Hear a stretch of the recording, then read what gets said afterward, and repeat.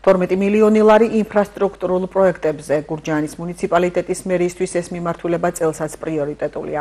Სწორედ ამიტომ ადგილობრივი და ცენტრალური ბიუჯეტიდან სოლიდური თანხა სხვადასხვა ინფრასტრუქტურული პროექტის განხორციელებას მოხმარდება. მერის მოადგილის კოტაბერძიშვილის განმარტებით დაგეგმილია შიდა საუბნო გზების, ახალგაზრდული ცენტრებისა და ახალი რეკრეაციული ზონების მოწყობა. გამოკითხული რესპონდენტებიც ამ საკითხების გადაჭრას ითხოვენ. ინფრასტრუქტურის მოწესრიგებისთვის წლის განმავლობაში თანხები ეტაპობრივად გაიზრდება. Am ეტაპისთვის ინფრასტრუქტურის განვითარებისთვის გამოყოფილია რეგიონალური განვითარების ფონდიდან 7.943.000 ლარი. უკვე დაპროცესებულია და მიმდინარეობს ეს სამუშაოები, ესენი იყო გარდამავალი პროექტები, წინა წელს დაწყებული და გადავიდა უკვე რეგ ფონდებში და სამუშაოები გრძელდება. დიდი იმედი და მოლოდინები გვაქვს იმის, რომ რეგ ფონდებიდან დაფინანსება შეიძლება რომ შესაძლებელია ეტაპობრივად გაგვეზარდოს და ამას დაემატება რა თქმა უნდა ადგილობრივი ბიუჯეტით. წელი მოგეხსენებათ, ეხლა დაიწყო, დაგეგმარება გრძელდება და ამ დაგეგმარების შედეგად უკვე ზუსტ ციფრებზე გავალთ.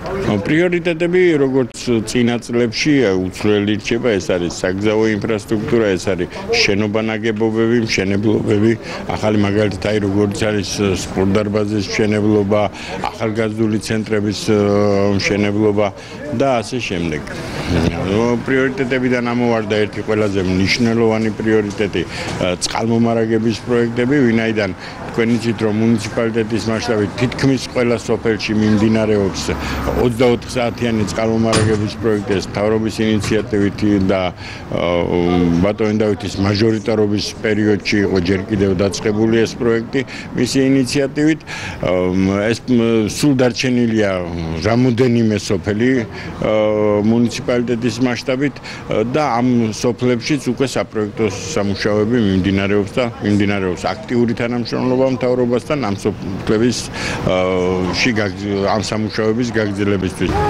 როგორც რა ვიცი, გზა ჩვენ უბანში გზა ნახევრამდე გააკეთეს, ნახევარი გასაკეთებელია. ანუ გადაადგილება გიჭირთ. კი. სკვერიც გააკეთეს და სულ ყველაფერი გააკეთეს ბავშვებისთვის, რომ ნორმალურად იცხოვრონ.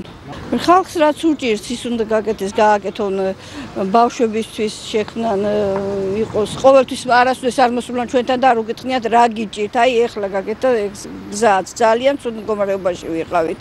მე შაშიანიდან ვარ.